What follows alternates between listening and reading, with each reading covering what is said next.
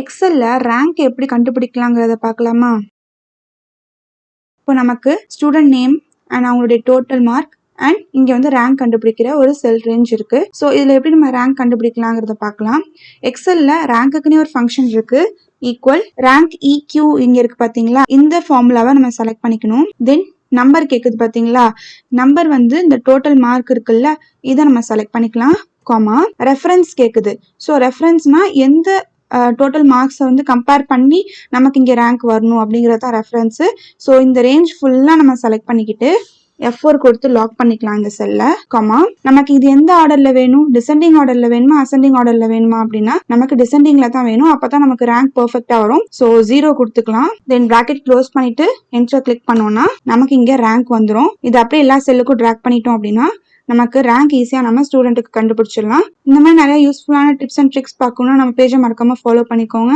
And இந்த வீடியோவை save பண்ணிக்கோங்க. இதை பத்தி தெரியாத எல்லாருக்கும் ஷேர் பண்ணிடுங்க.